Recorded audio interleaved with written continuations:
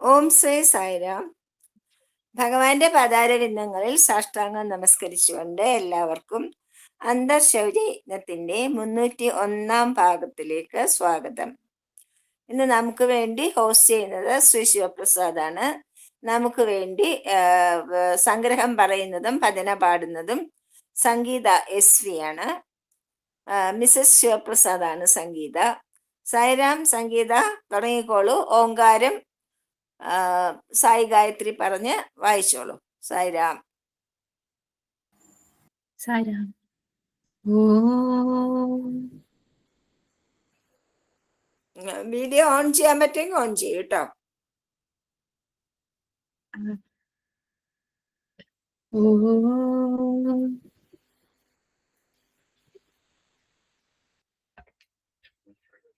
ഓം.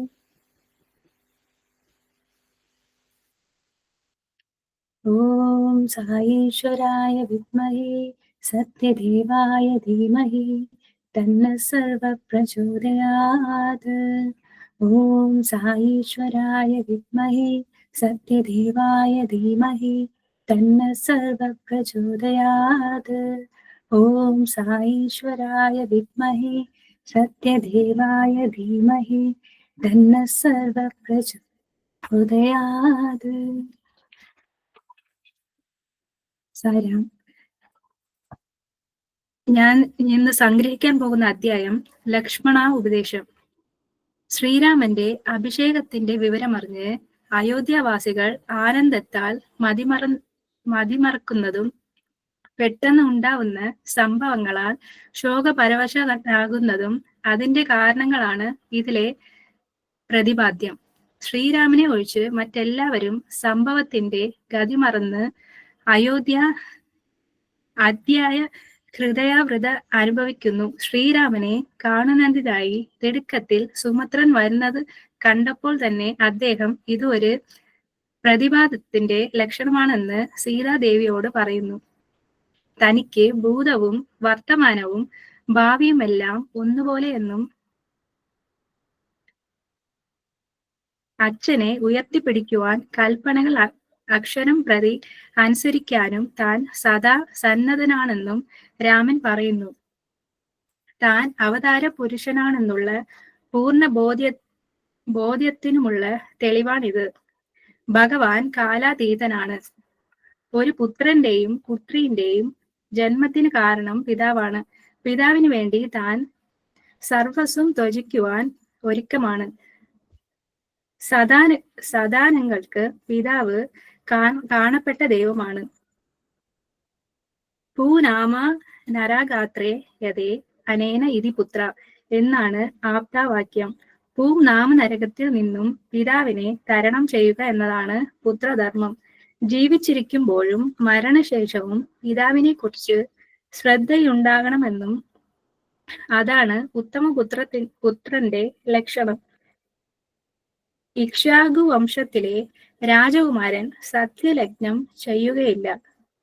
അത് ഭയന്ന് ദശരഥൻ വിലപിക്കുന്നത് പിതാവിന്റെ ആജ്ഞ എന്തായാലും താൻ പാലിക്കുമെന്ന് രാമൻ പറയുന്നു. ഇത് കേട്ട കൈകേയി താൻ ആവശ്യപ്പെട്ട 2 വരങ്ങളെ പറ്റിയും താൻ അത് പിൻവലിക്കില്ലെന്നും ദയാദാക്ഷിണ്യമില്ലാതെ പറയുകയാണ്. ഭരതൻ രാജാവ് ആവുന്നതിലും താൻ വനവാസം നയിക്കുന്നതിലും തനിക്ക് സമ്മതവും ആനന്ദവുമാണെന്ന് രാമൻ പറഞ്ഞപ്പോൾ കൈകേയി സന്തോഷിച്ചു. ഭരതൻ വന്ന ശേഷം രാമൻ വനത്തിന് പോകുന്നത് ശരിയാവില്ലെന്ന് കൈകേയി മനസ്സിലായി. അതിനാൽ രാമൻ അന്ന് തന്നെ വനത്തിന് പോകണമെന്നും ഭരതൻ വരുന്നതുവരെ കാത്തിരിക്കേണ്ടതില്ലെന്നും പറയുന്ന കൈകേയിയുടെ മനസ്സിന്റെ കുടിലത ഇവിടെ വെളിയാകുന്നു. മമകാരവും സ്വാർത്ഥതയും ദുസ്സംഗവും മനുഷ്യനെ എത്രമാത്രം എന്നതിന് ഉദാഹരണമാണ് കൈകേയി. രാമന്റെ ജീവിതത്തിൽ 3 ലക്ഷ്യങ്ങളുണ്ട്. ഒന്ന്, ഒരു തപസ്വിയെ പോലെ ജീവിക്കുക. രണ്ടാമത്, ധർമ്മ സംരക്ഷണം ചെയ്യുക. മൂന്നാമത്, പിതാവിനെ ആനന്ദം നൽകുക. രാജാഭിഷേകവും വനവാസവും ഒരേപോലെ സ്വീകരിക്കുന്ന രാമന്റെ സമചിന്തയാണ് ഇവിടെ കാണുന്നത്. രാമൻ പിതാവിന്റെയും കൈകേയി മാതാവിന്റെയും പാദങ്ങളിൽ ദണ്ഡനമസ്കാരം ചെയ്ത് പുറത്തേക്ക് പോകുന്നു. ബഹുമതിയും അവമതിയും ഒരുപോലെ സ്വീകരിക്കുന്ന രാമൻ ദൃഢശീലം ലഭിച്ച ഒരു യോഗിയെ പോലെ ചിന്തയിലോ വാക്കിലോ പ്രവൃത്തിയിലോ ഒരു മാറ്റവും ഇല്ലാതെ പെരുമാറി. പെൺകൊറ്റക്കൊടയും വെഞ്ചാമരവും മാറ്റി രാമൻ കാൽനടയായി പോയി. ആ നിമിഷം മുതൽ എല്ലാ രാജകീയ വസ്തുക്കളും ഉപേക്ഷിച്ചു. ഈ വാർത്ത ജനങ്ങളിൽ ക്ഷോഭവും സങ്കടവും ഉണ്ടാക്കുമെന്നതറിഞ്ഞ് രാമൻ ജനങ്ങളോട് സംസാരിക്കുന്നില്ല. ഈ വിവരങ്ങളെല്ലാം അറിഞ്ഞ ലക്ഷ്മണന് പിതാവിന്റെ നേരെയും കൈകേയിയുടെ നേരെയും ഉഗ്രമായ രോക്ഷമുണ്ടായി. പക്ഷേ തന്റെ വികാരങ്ങൾ പ്രകടിപ്പിക്കാൻ അസാധ്യമാണെന്ന് കണ്ടതിനാൽ കൈകേയി മുഖം കുനിച്ച് രാമനെ അനുഗമിച്ചു. രാമൻ നേരെ കൗസല്യാദേവിയുടെ കൊട്ടാരത്തിലേക്കാണ് പോയത്. അവിടെ കൗസല്യാദേവി കൃതജ്ഞതയോടെ ഈശ്വര ആരാധനയിൽ ഏർപ്പെട്ടിരിക്കുകയായിരുന്നു. രാമൻ വനവാസത്തെ പറ്റിയുള്ള വിവരം ഒരു സാധാരണ സംഭവം എന്ന പോലെ സൗമ്യമായി അമ്മയെ അറിയിക്കുന്നു. രാമനെ കാട്ടിലേക്ക് അയക്കാൻ പിരിഞ്ഞിരിക്കാനും ദശരഥ മഹാരാജാവിന് എങ്ങനെയാണ് സമ്മതിച്ചത് എന്ന് കൗസല്യ വിഷമിച്ചു. തന്നെയും കൂടെ കൊണ്ടുപോകണമെന്ന് മാതാവ് പറയുമ്പോൾ രാമൻ ഭാര്യയുടെ ധർമ്മം ഉപദേശിക്കുന്നു. അതുകൊണ്ട് കൗസല്യ രാമനെ പിന്തിരിപ്പിക്കുന്നില്ല. കൗസല്യയുടെ കഠിനമായ മനോവേദന കണ്ട് ലക്ഷ്മണന് സ്വയം നിയന്ത്രിക്കാനായില്ല. ക്രോധം കൊണ്ട് പൊട്ടിത്തെറിച്ചു. ഒരു സ്ത്രീയുടെ കൽപ്പനയ്ക്ക് വഴങ്ങി രാമനെ കാട്ടിലേക്ക് അയക്കാൻ താൻ സമ്മതിക്കൂലെന്ന് പറഞ്ഞു. ദൃഢനായ പിതാവിന്റെ മനസ്സിന് സ്ഥിരതയില്ല. അദ്ദേഹം ഇന്ദ്രിയമായ നേട്ടങ്ങളിലും കൈകേയിയുടെ തന്ത്രങ്ങളിലും അടിമയാണ്. ഇങ്ങനെ മതിമോഹത്തിൽ കൽപ്പനകൾ അനുസരിക്കാൻ പാടില്ല. അമ്മയുടെ വാക്ക് അനുസരിക്കണമെന്ന് ലക്ഷ്മണൻ പറയുന്നു. രാമൻ ഈ അവസരത്തിൽ നൽകുന്ന ഉപദേശങ്ങളാണ് ലക്ഷ്മണ ഉപദേശം എന്ന് പറയുന്നത്. ധർമ്മത്തിലൂടെ മാത്രമേ അർത്ഥം, കാമം, മോക്ഷം എന്നീ പുരുഷാർത്ഥങ്ങൾ നേടാനാകൂ. ദശരഥൻ പിതാവും ഗുരുവും രാജാവുമാണ്. അതിനാൽ ചോദ്യങ്ങളില്ലാതെ അദ്ദേഹത്തിനെ അനുസരിക്കണം. അദ്ദേഹം തന്റെ വാക്കിനെ പാലിക്കുക മാത്രമാണ് ചെയ്യുന്നത്. പിതാവ് ആരായാലും അദ്ദേഹത്തെ ശിരസ് ഉയർന്നു നിൽക്കാൻ പുത്രൻ സഹായിക്കണം. ദശരഥൻ ധീരയോദ്ധാവാണ്, വീരപരാക്രമിയാണ്. ധർമ്മനിഷ്ഠയുടെ സ്തവമായ അദ്ദേഹം വാഗ്ദാത പരിപാലനത്തിനായി പ്രാണവേദനയിൽ പിടയ്ക്കുകയാണ്. അമ്മ മകനെ അനുഗമിച്ചാൽ സ്വഭർത്താവിനെ ധിക്കരിക്കുകയായിരിക്കും. അത് അധർമ്മമാണ്. രാമൻ ലക്ഷ്മണനോട് ക്രോധത്തെ അടക്കുവാൻ പറയുന്നു. രാമനെ ഓർത്തുള്ള മനസ്താപമാണ് ലക്ഷ്മണന്റെ ക്രോധത്തിന് കാരണം. അതുകൊണ്ട് സത്യത്തിന്റെയും ധർമ്മത്തിന്റെയും മാർഗത്തിൽ ഒന്നിനു വേണ്ടി കെഞ്ചി അപേക്ഷിക്കുകയോ മറ്റൊന്നിൽ നിന്ന് ഒഴിഞ്ഞു മാറുകയോ ഇല്ല. ധീരനാകാനാണ് രാമൻ ഉപദേശിക്കുന്നത്. രാമൻ ലക്ഷ്മണന്റെ ശ്വാസമാണ്. രാമനെ അല്ലാതെ മറ്റൊരാളെയും സേവിക്കാൻ ലക്ഷ്മണന് സാധ്യമല്ല. തന്റെ ധർമ്മബോധം അങ്ങയെ പിന്തുടരാനാണ് ഉദ്ദേശിക്കുന്നത്. അതിനാൽ താൻ വനത്തിലേക്ക് വരികയാണെന്ന് തന്റെ രാജകീയ വസ്ത്രങ്ങൾ ഉപേക്ഷിക്കുന്നു ലക്ഷ്മണൻ. രാമൻ തന്നോടൊപ്പം വരാൻ ലക്ഷ്മണനെ അനുമതിച്ചു. ഇങ്ങനെ ഒരു സഹോദരനെ ലഭിച്ച താൻ ഭാഗ്യവാനാണെന്നും പറയുന്നു. അനുജന്റെയും അമ്മയുടെയും സന്തോഷത്തിനും സമാധാനത്തിനും വേണ്ടിയാണ് രാമൻ ഇങ്ങനെ ചെയ്തത്. ധർമ്മോ രക്ഷതി രക്ഷിത. രാമന്റെ ധർമ്മനിഷ്ഠ രാമനെ സംരക്ഷിക്കുമെന്ന് കൗസല്യ അനുഗ്രഹിക്കുന്നു. കൃതജ്ഞതയോടെ മാതൃപാദങ്ങളിൽ വന്ദിച്ച് രാമൻ സീതയോട് ഗൃഹത്തിലേക്ക് പോകുന്നു. ഉദാത്തമായ പിതൃഭക്തി, പിതൃധർമ്മം, മാതൃവാത്സല്യം, സഹോദര സ്നേഹം, സത്യനിഷ്ഠ, ധർമ്മനിഷ്ഠ, ത്യാഗം, സമചിത്തത എന്നീ സ്വഭാവ ഗുണങ്ങളാണ് ഈ അധ്യായത്തിലെ സന്ദേശം. ജയ് സായിരാം.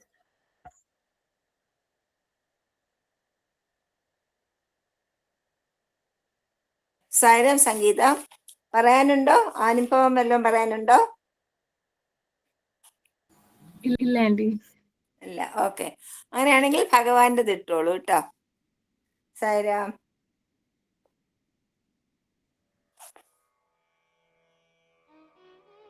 నిజమైన భక్తులు ప్రేమను మాత్రమే కోరుదురు గాని అన్యమును కోరరు.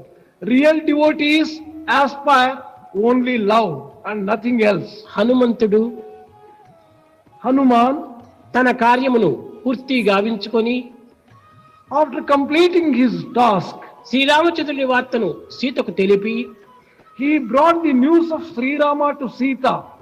తిరిగి సీత వార్తను శ్రీరామచంద్రునికి తీసుకుని పోయే సమయంలో while getting back to Srirama conveying the message of Sita, తల్లి నన్ను ఆశీర్వదించమని ప్రార్థించాడు. He prayed to the mother, mother bless మీ.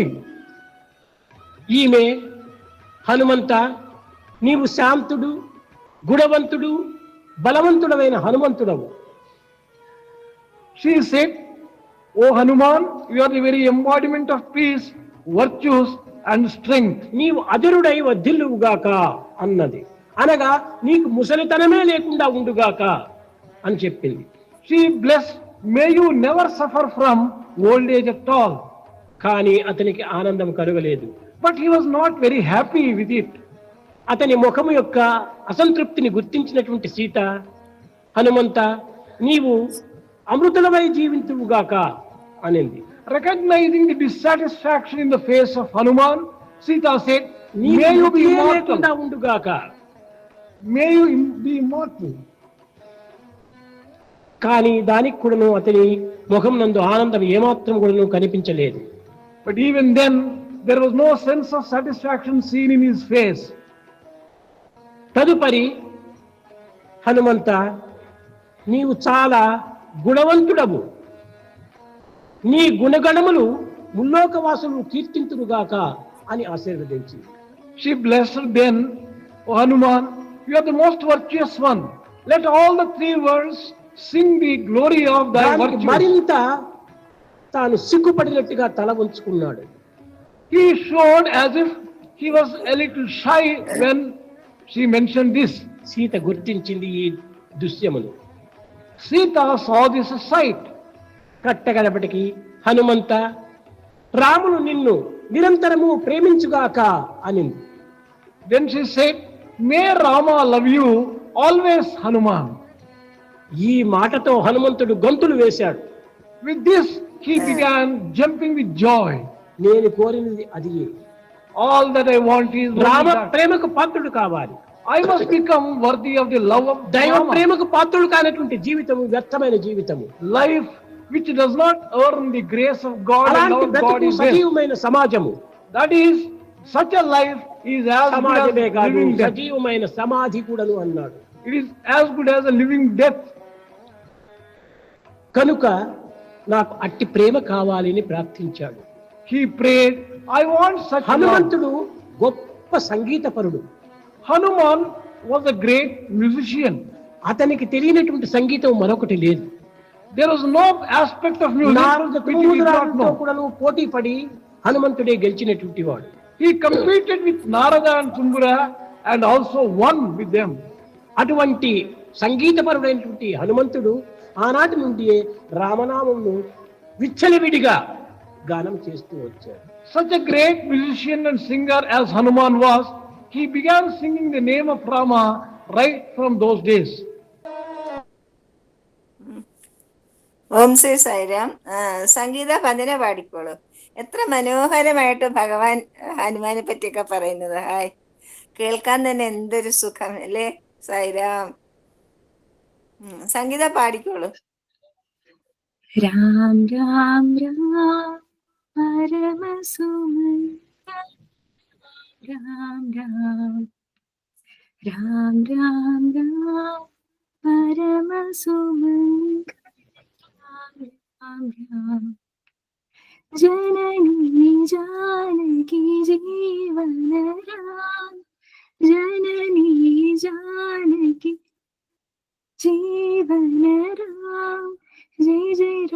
സായി രാം ജയതു രാമ. ജയ ജയ രാം സായി രാം ജയതു രാമ. പരമസുമംഗള രാം രാം രാം രാം രാം രാം പരമസുമംഗള രാം രാം രാം. ജനനീ ജാനകി ജീവന രാം ജയ ജയ രാം സായി രാം ജയതു രാമ. പരമസുമംഗള രാം രാം രാം പരമസുമംഗള രാം രാം രാം. സായി സായിരാം. അപ്പൊ നമുക്ക് ഇതിന്റെ പ്രധാനപ്പെട്ട സന്ദേശത്തിലേക്ക് പ്രവേശിക്കാം. ലക്ഷ്മണോപദേശം, അധ്യായം 11. അപ്രതീക്ഷിതമായി ജീവിതത്തിൽ സന്തോഷവും സങ്കടവും ഉണ്ടാകുമ്പോൾ സാധാരണക്കാർ എങ്ങനെ പ്രതികരിക്കുന്നുവെന്നും ശ്രീരാമന്റെ സമഭാവനയുമാണ് ഈ അധ്യായത്തിൽ നാം കാണുന്നത്. അഭിഷേകത്തിന് തയ്യാറായ അതേ ഭാവത്തോടു കൂടിയാണ് ശ്രീരാമൻ വനവാസത്തിനും തയ്യാറാകുന്നത്. കൈകേയിയോട് യാതൊരു ദ്വേഷമോ വെറുപ്പോ കാണിക്കുന്നില്ല, കുറ്റപ്പെടുത്തുന്നുമില്ല. നമ്മുടെ ജീവിതത്തിൽ സംഭവിക്കുന്നതിന് മറ്റുള്ളവരെ കുറ്റപ്പെടുത്തുക എന്നതാണ് നമ്മുടെ നയം. നമ്മുടെ ജീവിതം നമ്മുടെ കർമ്മഫലമാണ്, അതിന് മറ്റൊരാളെ കുറ്റപ്പെടുത്തേണ്ടതില്ല.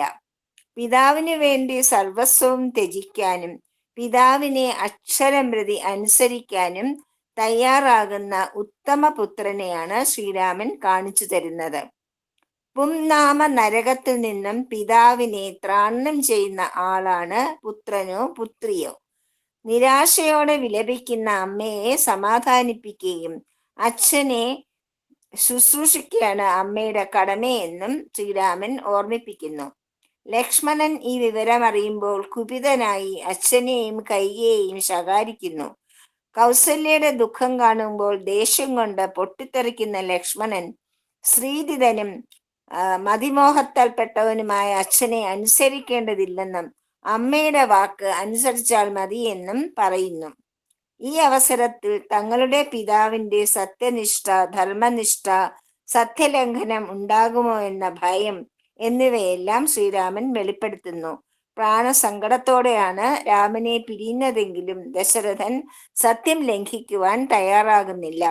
ദശരഥന് തന്റെ മരണം തന്നെയാണ് ഉണ്ടാവാൻ പോകുന്നതെന്ന് അറിയാം. എന്നിട്ട് പോലും സത്യത്തിൽ നിന്ന് പിന്മാറുവാൻ അദ്ദേഹം തയ്യാറാവുന്നില്ല.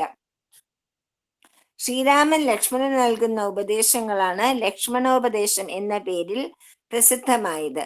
ധർമ്മത്തിലൂടെ മാത്രമേ പുരുഷാർത്ഥങ്ങളായ ധർമ്മ, അർത്ഥ, കാമ, മോക്ഷങ്ങൾ നേടാനാകൂ എന്നും പിതാവും ഗുരുവും രാജാവുമായ ദശരഥന്റെ ആജ്ഞയെ ചോദ്യം ചെയ്യാതെ അനുസരിക്കുക എന്നതാണ് പുത്രൻ, ശിഷ്യൻ, പ്രജ എന്ന രീതികളിൽ തങ്ങളുടെ ധർമ്മമെന്നും ശ്രീരാമൻ പറയുന്നു. പുരുഷാർത്ഥങ്ങൾ നമ്മൾ നേടേണ്ട രീതിയെപ്പറ്റി ഭഗവാൻ നമ്മളോട് പറഞ്ഞിട്ടുണ്ട്, സത്യസായി ബാബ. അതായത് ധർമ്മ, അർത്ഥ, കാമ, മോക്ഷം. ധർമ്മത്തിലൂടെ മാത്രമേ അർത്ഥം, അതായത് സമ്പത്ത് സമ്പാദിക്കുവാൻ പാടുള്ളൂ. മോക്ഷത്തിന് വേണ്ടി ആയിരിക്കണം കാമം അഥവാ ആഗ്രഹം. അങ്ങനെയാണ് പുരുഷാർത്ഥങ്ങൾ നമ്മൾ നേടേണ്ടതെന്നാണ് ഭഗവാൻ നമ്മളോട് പറയുന്നത്. പിതാവ് ദുഷ്ടനോ വിഡ്ഢിയോ അല്ല, മറിച്ച് കുലത്തിന്റെ യശസ് ഉയർത്തിപ്പിടിക്കുന്ന ധർമ്മിഷ്ഠനാണ്. രാമനെ പിരിഞ്ഞാൽ തന്റെ മരണം സുനിശ്ചിതമാണെന്ന് അറിയാമായിരുന്നിട്ടും ദശരഥൻ രാമനെ വനവാസത്തിന് തന്നെ അനുവദിക്കുന്നു. അച്ഛന്റെയും കുലത്തിന്റെയും സത്യവും ധർമ്മവും സംരക്ഷിക്കുക എന്നതാണ് പുത്രന്മാർ ചെയ്യേണ്ടത്. മാനാപമാനങ്ങൾക്ക് അവിടെ സ്ഥാനമില്ല. ക്രോധം നാശത്തിലേക്ക് നയിക്കും. അതിനാൽ ക്രോധം അടക്കുവാൻ ലക്ഷ്മണനെ ഉപദേശിക്കുന്നു. ഉദാത്തമായ മാതൃ പിതൃഭക്തി, പുത്രധർമ്മം, ഭാര്യാധർമ്മം, മാതൃവാത്സല്യം, സഹോദര സ്നേഹം, ത്യാഗം, സമചിത്തത, സത്യനിഷ്ഠ, ധർമ്മനിഷ്ഠ ഇതൊക്കെയാണ് ഈ അധ്യായം നൽകുന്ന സന്ദേശങ്ങൾ. ഇതിലേതെങ്കിലുമെങ്കിലുമൊക്കെ ജീവിതത്തിൽ പരിശീലിക്കുവാനായാൽ നമ്മളുടെ ജീവിതം ധന്യമാകും എന്ന് തന്നെയാണ് ഈ അധ്യായം നൽകുന്ന സന്ദേശം. ലക്ഷ്മണോദ്ദേശത്തിലെ ചോദ്യോത്തരങ്ങളാണ് ഇനി. ചോദ്യോത്തര പങ്ക്തിയാണ്: രാമന്റെ സർവജ്ഞത്വം എങ്ങനെ പ്രകടമായി?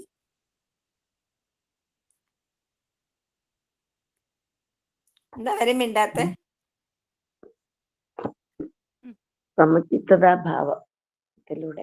അത് സർവജ്ഞത്വം എന്ന് പറയുമ്പോഴ് എല്ലാ ഭൂതം, വർത്തമാനം, ഭാവി 3 കാലങ്ങളും രാമൻ അറിയാം എന്നുള്ളതാണ്. അതായത് വരാൻ പോകുന്ന പ്രതിബന്ധത്തെ കുറിച്ച് സീതയ്ക്ക് സൂചന നൽകുകയാണ്. പോകുന്നതിന് മുമ്പേ തന്നെ ഒറ്റയ്ക്ക് ദശരഥന്റെ സമീപത്തേക്ക് പോകുന്നത് അതുകൊണ്ടാണ്.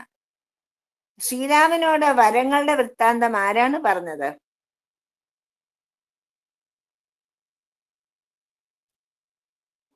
രണ്ട് വരങ്ങളുടെ കാര്യം ശ്രീരാമനോട് ആരാണ് പറഞ്ഞത്? കൈകേയി.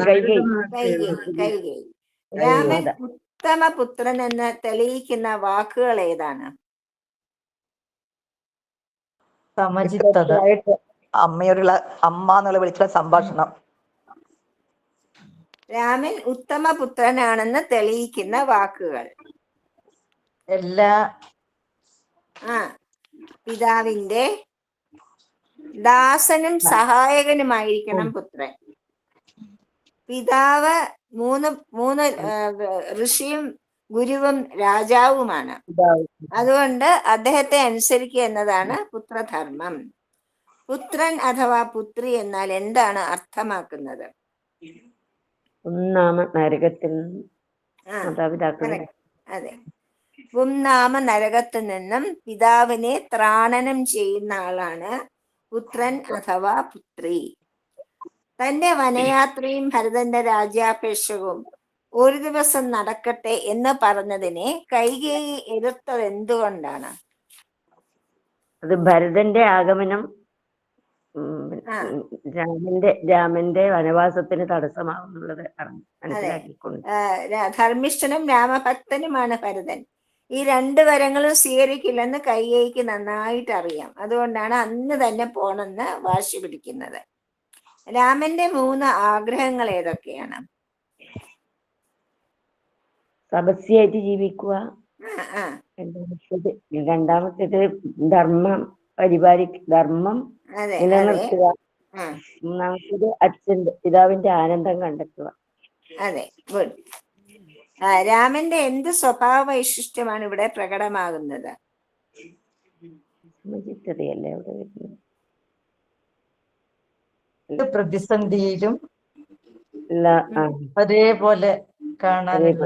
കറക്റ്റ്. അതായത് ബഹുമതിയും അവമതിയും ഒരുപോലെ തുല്യമായ കാണുന്ന സമചിത്തത.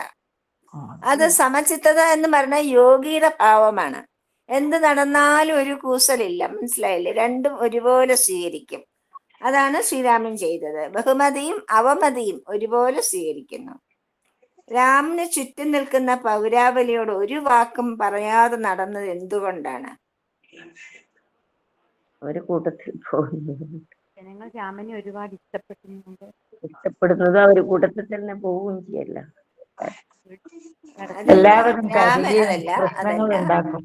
രാമൻ മിണ്ടിപ്പോയാൽ അവര് ചോദിക്കുന്നതിന് ഉത്തരം പറയാൻ പോയാൽ സത്യം പറയണം. സത്യം എന്താണ്? രാജ്യഭ്രഷ്ടനാക്കപ്പെടുന്നു, വനവാസത്തിന് പറഞ്ഞയക്കുന്നു എന്ന സത്യം അവരോട് ശ്രീരാമന് തന്നെ പറയേണ്ടി വരും. അതവർക്ക് വളരെ വേദനാജനകമായിരിക്കും. അവരെങ്ങനെ പ്രതികരിക്കും എന്നുള്ളത് ശ്രീരാമൻ അറിയാം. അതുകൊണ്ടാണ് നിശബ്ദനായി മൗനിയായിട്ട് പോകുന്നത്. ശ്രീരാമൻ വനവാസത്തിന് പോകുന്ന വൃത്താന്തം കൗസല്യെ അറിയിച്ചത് എങ്ങനെ?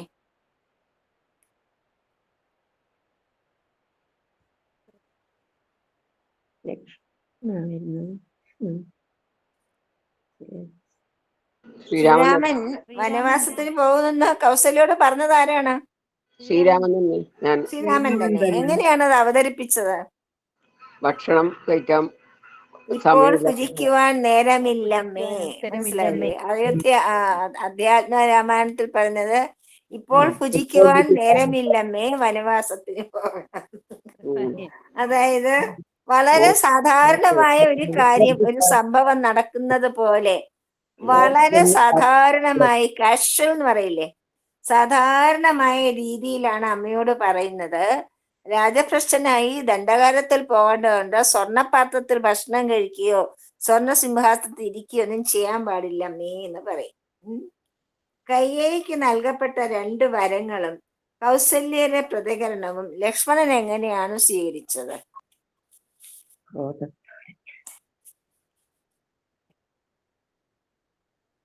ശ്രീജിതനായിട്ട് അച്ഛൻ പറഞ്ഞതാണ്, അത് കണക്കാക്കണ്ട.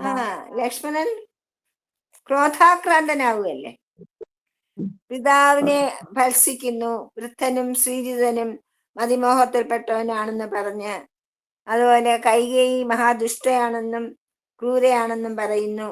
അങ്ങനെ കോപിഷ്ഠനാവുന്നു ലക്ഷ്മണൻ. മാത്രമല്ല പറയുന്നുണ്ട്, ഞാൻ അച്ഛനെയൊക്കെ പിടിച്ച് കെട്ടിയിട്ടിട്ട് രാമനെ തന്നെ രാജാവാക്കാനും തയ്യാറാണെന്ന്.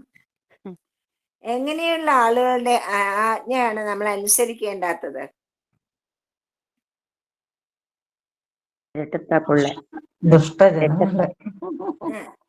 പറഞ്ഞോളൂ. ഇരട്ടത്താപ്പ് സ്വഭാവം. അതായത് ഒരു ഭ്രാന്തനെ പോലെയോ ശിശുവിനെ പോലെയോ. ഭ്രാന്തനാണെങ്കിൽ ഒന്നും ഓർമ്മയില്ല, ഒന്നും അറിയില്ല, എന്താണ് പറയുന്നതെന്നൊന്നും അറിയില്ല. അങ്ങനെയുള്ളവരെ നമ്മൾ അനുസരിക്കേണ്ടതില്ല.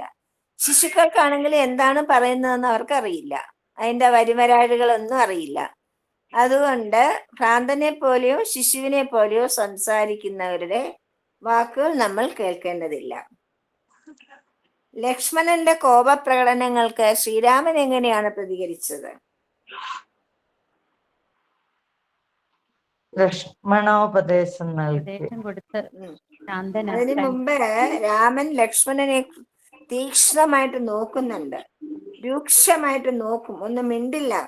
എന്നിട്ട് പറയും, വികാരത്തെ നിയന്ത്രിക്കൂ, ആത്മനിയന്ത്രണം പാലിക്കൂ, ഈ സംഭവം ദൈവിക പദ്ധതിയായി കാണൂ എന്ന് പറയുന്നു.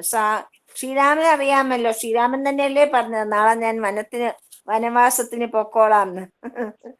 അതുകൊണ്ട് ദൈവത്തിന്റെ പദ്ധതി നടപ്പിലാക്കാനാണ്, അതുകൊണ്ട് ദൈവിക പദ്ധതിയായിട്ട് കാണൂ എന്നാണ് ആദ്യം ലക്ഷ്മണനോട് പറയുന്നത്. കോപം നിയന്ത്രിക്കൂ, വികാരം നിയന്ത്രിക്കൂ, ആത്മനിയന്ത്രണം പാലിക്കൂ, ഈ സംഭവവും ദൈവിക പദ്ധതി. സ്വാമി നമ്മുടെ അടുത്ത് എപ്പോഴും പറയും, നിങ്ങളുടെ നേരെ വരുന്നത് എല്ലാം നിങ്ങൾക്ക് സന്തോഷമുള്ളതോ നിങ്ങൾക്ക് വിഷമമുള്ളതോ നിരാശയുള്ളതോ ഒക്കെ ആയിരിക്കാം, പക്ഷെ അതെല്ലാം എൻ്റെ പദ്ധതിയാണ് എന്ന് മനസ്സിലാക്കി സമാധാനമായി വെയിറ്റ് ചെയ്യൂ, കാത്തിരിക്കൂ. അതിൻ്റെ ഫലം, ഭഗവാന്റെ പദ്ധതിയുടെ ഫലം ഒരിക്കലും നമുക്ക് മോശമാവുകയില്ല. അത് നമുക്ക് കാത്തിരിക്കാനുള്ള ക്ഷമ മാത്രം ഉണ്ടായാൽ മതി.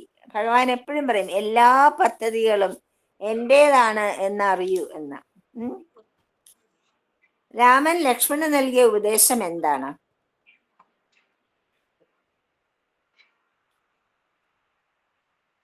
ലക്ഷ്മണോപദേശം എന്തായിരുന്നു? അതായത് ജീവിതത്തിന്റെ എല്ലാ മൂല്യങ്ങൾക്കും ധാർമ്മിക പ്രവർത്തനങ്ങൾക്കും അടിസ്ഥാനം ധർമ്മമാണ്. സത്യം നന്മയാണ്, നന്മ സത്യവും. പിതാവിന്റെ ആജ്ഞ അനുസരിക്കുമ്പോൾ സത്യവും ധർമ്മവും പാലിക്കപ്പെടുന്നു. ക്ഷത്രിയ സ്വഭാവമായ അക്രമവും ക്രൂരതയും ഒഴിവാക്കി സമചിത്തത പാലിക്കണം. ഇതാണ് ലക്ഷ്മണന്റെ ഉപദേശത്തിന്റെ ആകത്തുക. ദശരഥനെ പറ്റി രാമൻ എന്താണ് പറയുന്നത്?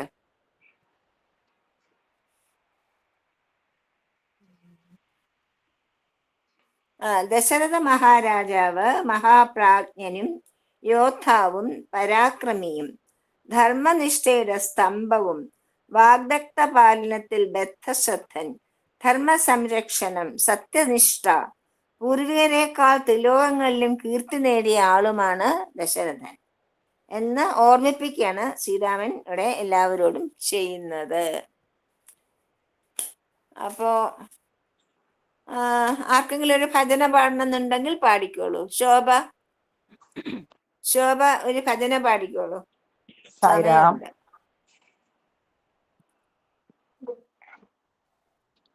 വീഡിയോ ഓൺ ചെയ്തോളൂ.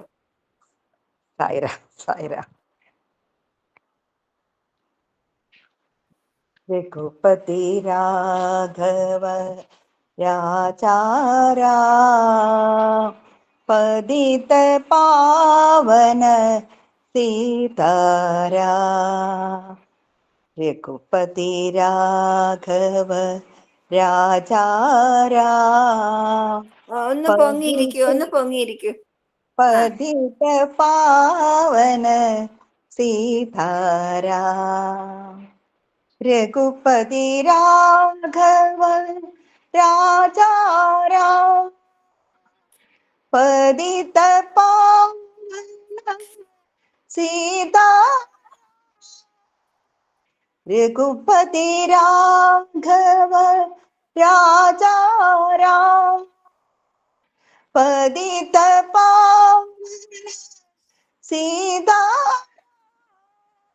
രാമ രാമ ജയ രാജാ രാം. രാമ രാമ ജയ രാജാ രാം. രാമ രാമ ജയ സീതാരാം. രാമ രാമ ജയ സീതാരാം. രഘുപതി രാഘവ രാജാരാം പതിത പാവന സീതാരാം. രഘുപതി രാഘവ രാജാരാം പതിത പാവന സീതാരാം. രാമ രാമ ജയ രാജാരാം. രാമ രാമ ജയ സീതാരാം. രാമ രാമ ജയ സീതാരാം. രാമ രാമ ജയ രാജാരാം. രാമ രാമ ജയ രാജാരാം. രാമ രാമ ജയ സീതാരാം. രാമ രാമ ജയ സീതാരാം. രാമ രാമ ജയ രാജാരാം. രാമ രാമ ജയ രാജാരാം. രഘുപതി രാഘവ രാജാരാം പതിത പാവന സീതാരാം. സായിരാം. സംഗീത സംഗീത ശാന്തി മന്ത്രം സമസ്ത ലോക പറഞ്ഞോളൂ. സായിരാമ, ഇന്ന് ഏകാദശ രുദ്രം ജപിച്ചോണ്ട് ശബ്ദല്ലേ അങ്ങോട്ടല്ലോ പോയി. സായിരാം സായിരാം സായിരാം സായിരാമ സായിരാം. സമസ്ത ലോകാ സുഖിനോ ഭവന്തു. സമസ്ത ലോകാ സുഖിനോ ഭവന്തു. സമസ്ത ലോകാ സുഖിനോ ഭവന്തു.